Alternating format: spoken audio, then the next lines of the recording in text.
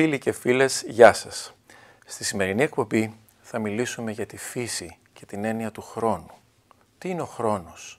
Όλοι γνωρίζουμε το χρόνο.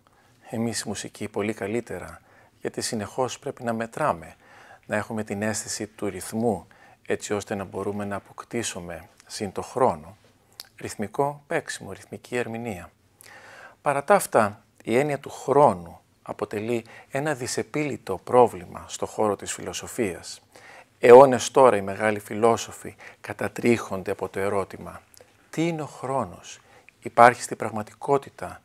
Πώς είναι δυνατόν να βιώνουμε το χρόνο, να ξέρουμε πως υπάρχει, να αισθανόμαστε βαθιά μέσα μας τη ροή του και να μην μπορούμε να τον μετρήσουμε?»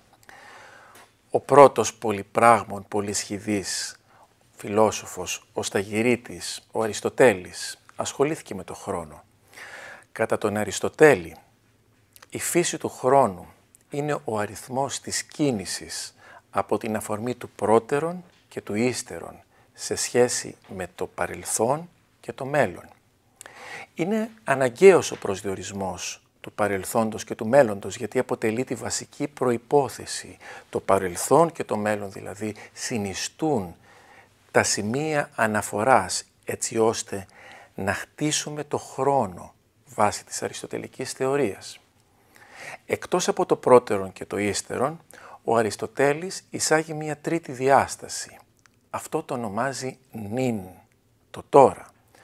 Αυτό το νυν όμως είναι ανεπαίσθητο, είναι πολύ μικρό.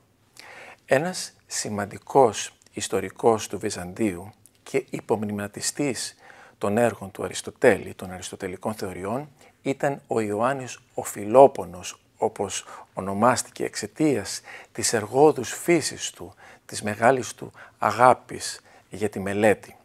Φιλόπονος. Ο Ιωάννης Φιλόπονος μας λέει ότι το νυν, αυτή η τρίτη διάσταση αριστοτελική που εισάγεται ανάμεσα στο πρώτερον και στο ύστερον, είναι το ποιητικόν αίτιον του χρόνου και επίσης το ονομάζει ακαριέων, γιατί διαρκεί μονάχα μια στιγμή. Από τη στιγμή που το νυν, η χ θα μπορούσαμε να πούμε μουσικά, αποτελεί παρελθόν και ένα επόμενο νυν πρέπει να υπάρξει έτσι ώστε να γεννηθεί ένα νέο παρελθόν με την προσδοκία του μέλλοντος. Επειδή ακριβώς τα νυν είναι ακαριαία, είναι ανυπόσθετα. Μπορούμε να τα φανταστούμε όπως μία μικρή επαναλαμβανόμενη νότα, η οποία στη διαρκή επαναληψιμότητά της αποκτά συνεχή ροή. Έτσι η κίνηση κατά τον Αριστοτέλη είναι ροώδης. Άρα συμπερασματικά θα μπορούσαμε να πούμε πως ο χρόνος για τον Αριστοτέλη είναι η κίνηση ανάμεσα στα βασικά σημεία αναφοράς του πρώτερον και του ύστερον.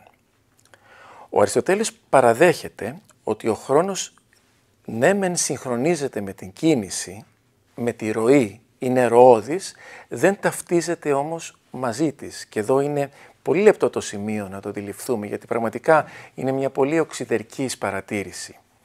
Ο Αριστοτέλης παραδέχεται ότι ο χρόνος είναι ομοιόμορφος, ενώ η κίνηση αποτελεί χαρακτηριστικό των επιμέρους όντων, των επιμέρους αντικειμένων.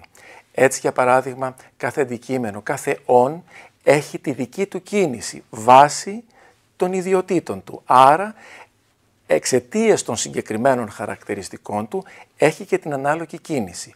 Όμως ο χρόνος δεν θα μπορούσε να αποτελεί έναν καταμερισμό ανάλογα την ίδια μορφία του αντικειμένου, έτσι είναι γενικός. Άρα ο χρόνος είναι ομοιόμορφος, ενώ οι κινήσεις των αντικειμένων είναι ατομικές, είναι υποκειμενικές. Έτσι ο Αριστοτέλης καταλήγει ότι ο χρόνος, όπως είπα προηγουμένως, είναι ομοιόμορφος για όλους. Βέβαια, πολλούς αιώνες αργότερα η θεωρία αυτή απερίφθη, φάνηκε πια ότι ήταν λαθασμένη, όπως και πολλές άλλες θεωρίες. Παρ' όλα αυτά, η ειδική θεωρία της σχετικότητας αποδεικνύει ότι ο χρόνος είναι σχετικός, διαστέλλεται. Έτσι λοιπόν αποκτά υποκειμενικά χαρακτηριστικά. Συμπερασματικά μπορούμε να πούμε ότι είναι η πρώτη βασική αρχή του χρόνου, η κίνηση. Βέβαια, Οι φιλόσοφοι έχουν πει αργότερα ότι ο Αριστοτέλης έκανε το λάθος της διαλληλείας, δηλαδή όρισε το χρόνο ως χρόνο με την κίνηση που κι αυτή είναι χρόνος, γιατί η προκείμενη ποτέ δεν μπορεί να ταυτίζεται με το συμπέρασμα. Παρ' όλα αυτά αποτελεί την πρώτη σοβαρή, οξυδερκή και ευφιέστατη ανάλυση του χρόνου.